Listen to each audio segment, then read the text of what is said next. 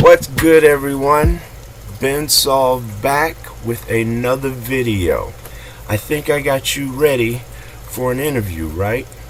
So now we're getting ready to cover some of these interview questions, what to look for on your recon, and possible red flags. One of the things that I am very proud of and very good at in the workplace is putting people in their natural positions so that they can use their natural abilities. In my last position,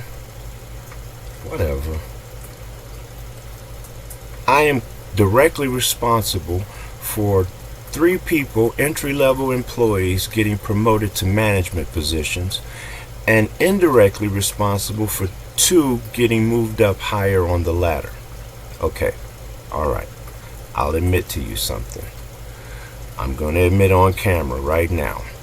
Me putting people in the right position is more about me, because I'm selfish, than more about me being a benefactor.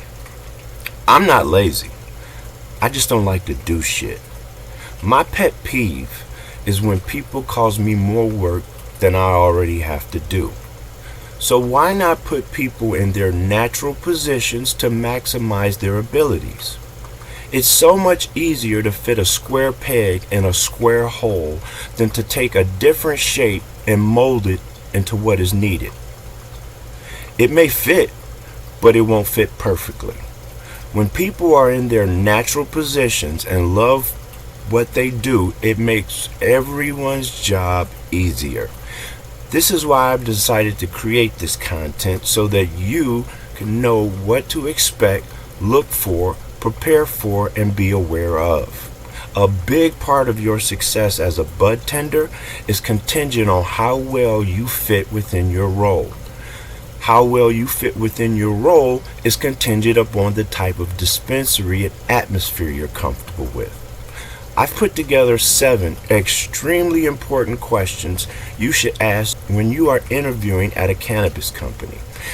These questions are not in any particular order. Question number 1. Well, I guess they're in numerical order, but I was just saying, never mind. Question number 1. What type of atmosphere does your company promote? Now, honestly, this is a real-time question because you can hear the atmosphere around you. So if the interview says, yeah, we respect people's privacy, but you can hear like 8 different conversations and you're like an office up down the hallway and a closed door. Really? Okay, so yeah, I'm just saying. You just have to watch out for certain things like that. Finding the right atmosphere to work in is very important. I worked at one dispensary where I can only describe as a bar scene. The music was loud, the employees were louder, and it was very hard to hear.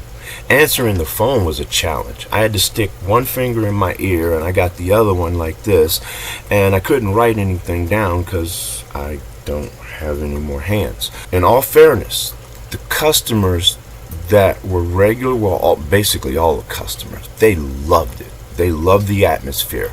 They wouldn't shop anywhere else. Newer customers either had to get used to it or find another dispensary. There was another dispensary I was employed by that was a very somber and more like a doctor's office. Conversations were kept to a medium tone, more of a confidential type atmosphere. I'm 50, so I'm not looking for a bar scene. But you might enjoy that type of atmosphere and energy. Just like cannabis, the type of work atmosphere you like is subjective to the individual and will determine how successful you will be. Number 2, how would you describe the company's values? Now, for this one, this is a very tricky question because, of course, anybody can lie. But what you're looking for, I'll tell you what I look for. How about that? I look for subtle clues, like using the pronoun game. A company using the pronouns generally seems to be more in tune with diversity and inclusion. This is just from my experience. You may have had a different experience. I'm looking for timely and well-prepared answers. We value everyone here at such and such. No one is left behind unless it is of their choosing. We foster talent from within, communicate our goals, and help our employees reach their goals. Shit, sign me up. Okay? So, or something like, yeah, we good here. Everyone gets along. Like a family atmosphere. We go out for drinks and have fun. See, I could care less about having drinks and fun. That's a very vague answer and kind of scary. Because one, it sounded on the fly, and two, some people's families are fucked up. I need a better description. So, look for something like that. Unless they have it written down somewhere that they pride themselves with their goals and values. So you have to look within on an answer like that. Number 3. Are there any negotiations or pending of sale of the company that would affect my employment? Yeah. I worked for a dispensary who hired me, then 1 month later sold the company. I showed up to a locked door and a note taped to the window said no longer in business. Now that I look back on it, I should have seen some of the writing on the wall, but I was too excited to finally enter into the industry. Nothing really mattered to me. But now, every interview after that incident has had that question asked. This is a big one. Are there any pending cannabis regulatory violations that I need to be aware of that may affect my employment? So, staying compliant with the state rules and regulations is imperative for a dispensary success.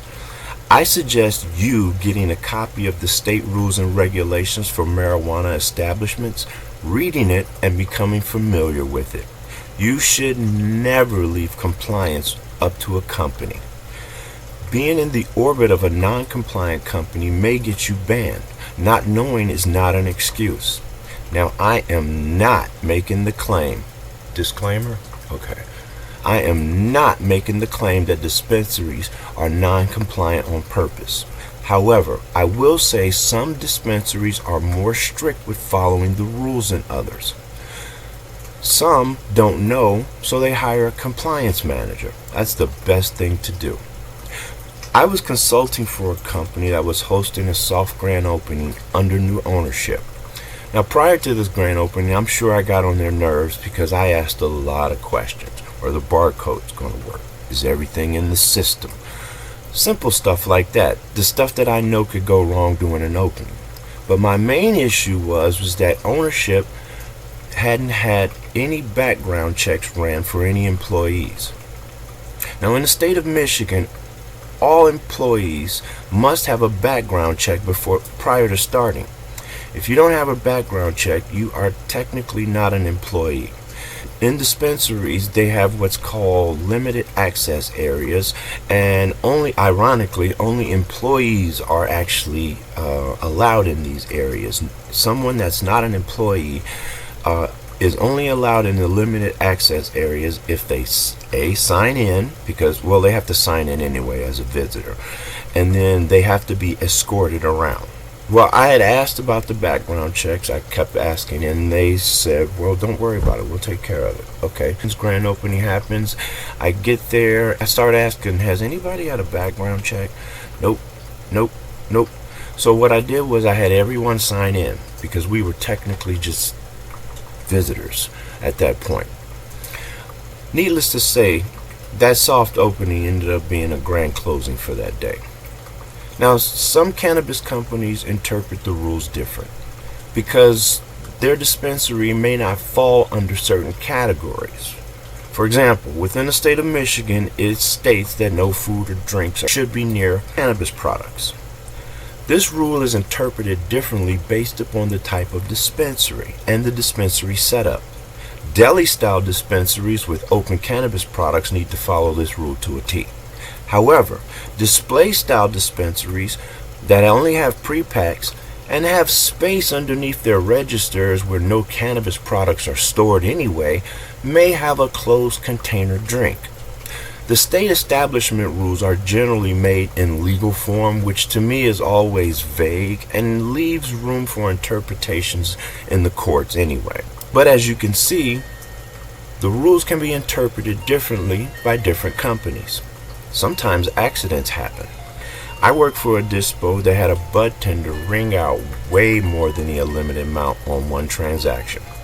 Now, the POS system should not allow this transaction to take place, but there was a glitch, which was a clear violation. The minimum purchase amount in Michigan is 2.5 ounces. The bud tender didn't catch it, and the transaction was finalized. The regulatory agency started an investigation the very same day. This is why I stated to you, you need to get you a copy of the state establishment rules and study them. The bud tender, in my opinion, should have been more aware. After working at a dispo for a while, you begin to know the prices in your head, and the total amount of that order should have raised red flags in their head immediately. I've rang up products before and looked at the price versus the total content and knew something was wrong. You'll just know. Although there are systems, checks and balances in place, the first degree of checks and balances should come from you, the bud tender. The bud tender could have been easily fired and possibly banned from the industry from that. Fortunately enough for them, it was more of a mistake on the POS system. Number 5. What are the company's plans for growth and development? This is a question that speaks to the future of the company and what their plans are, just to see if you can fit in with the plans that they have. This also speaks to the future and you looking toward the future with the company. After I am trained, what's the most important thing I should accomplish in the first 90 days? This is also a dual purpose question because now you're getting the manager to think ahead, like you're getting the manager to think about you thinking ahead. You've already got the job and you're already 90 days in. What should I accomplish within these 90 days? That's going to impress them. If I am hired, may I be trained with who you consider the best overall employee. Now you're speaking to the future, but a little bit less distant than the 90 days. You are speaking to, I just got hired. I want to be put with the best possible employee, the best overall employee, so I can have the best chance of success. That again is a dual purpose question. Now, of course, there are more questions to ask. I will leave that up to you. Or if you have more questions that you'd like me to post, simply just leave me a message. Or you can find a great video on interview questions from a page called Self-Made Millennial. She is awesome, I'm telling you. Now, last thing, don't be afraid to reject an offer. If you feel the situation is not for you, then move on. Find somewhere you believe you have the best chance for success. You must look at all factors and variables that would affect your work and personal life. I've turned down several positions, but I had to turn down a position once, not because of the position, it was because of the location. Now, I'm not going to mention the city, but the position was almost perfect for me. I wouldn't have been dealing with many customers, if any. I would have been in the back office dealing with boxes and inventory.